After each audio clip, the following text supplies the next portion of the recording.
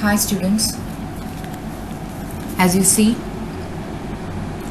let us understand the lesser unknown facts of thematic apperception test. Thematic apperception test, otherwise known as TAT, is one of the most widely used, well-researched and a projective psychological test. It is highly recommended by psychological counselors, psychiatric associations. It is one of the way talk in lines with picture interpretation techniques. So it has to do with picture interpretation, right? It was developed during the 1930s by Henry A. Murray and Christiana D. Okay, what is this projective psychological test all about? So it means a person describes his or her inner feelings and interests through a story form. In this test, the subject whom asked to take up the psychological test is asked to describe ambiguous situation that is given through a set of ambiguous set of pictures.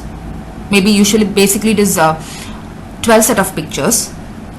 They all talk about the past activity with the picture, what present activity they can view, and the future the person would predict about the picture. It is a black and white colored picture. It is given to the one who is administering test. They talk about the present activity of the picture, what is the activity linked with the picture, or the activity is all about, an outcome of the activity.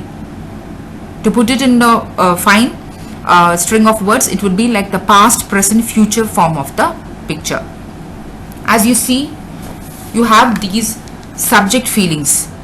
So what do you mean by these subject feelings? So any story if you take, the story content usually reveals the subject's attitudes or the subject's fantasies, wishes, inner conflicts and the view of the outside world. The story structure typically reflects the subject's feelings, assumptions about the world and an underlying attitude of optimism or pessimism. Set of question.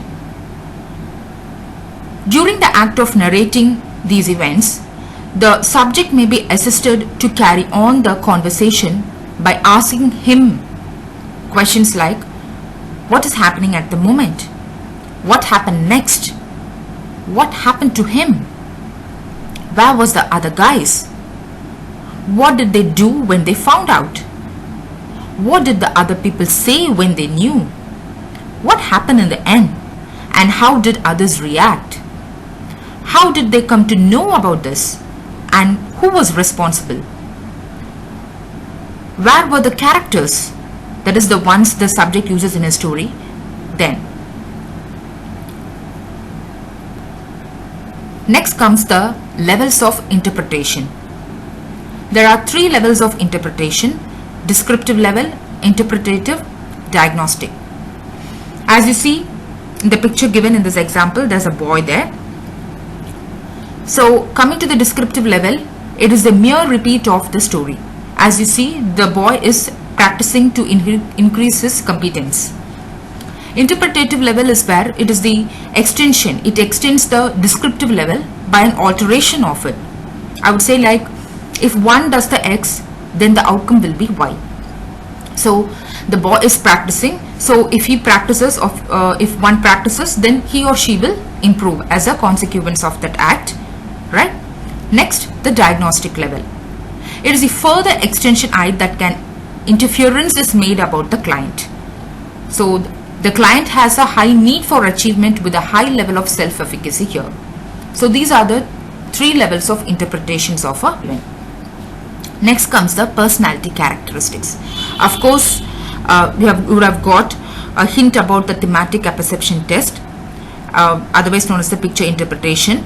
So as you see in this picture, there are 2 ladies, right? So what is that you can infer from this picture?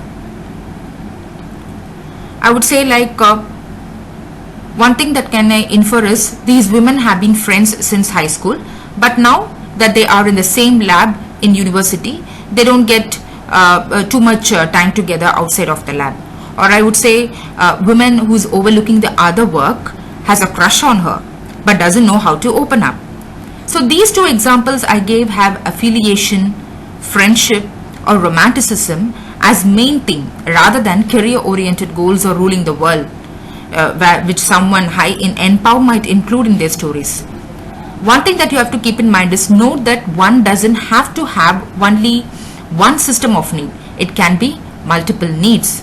I would say this thematic apperception test, or otherwise known as a picture interpretation test, the reason being that in this method the participants are the narrators of their own melody. It is their words itself that gives a clue to their thought process. The images used in these tests are usually thought-provoking because they aren't the exact replicas of people and things, but are vague interpretations of objects revolving around a specific thing. So generally the participant is encouraged to tell as dramatic a narrative they can create using the pictorial representations as key inputs in the story and using them to introduce elements of variety, surprise and conclusion. Thank you students for watching this.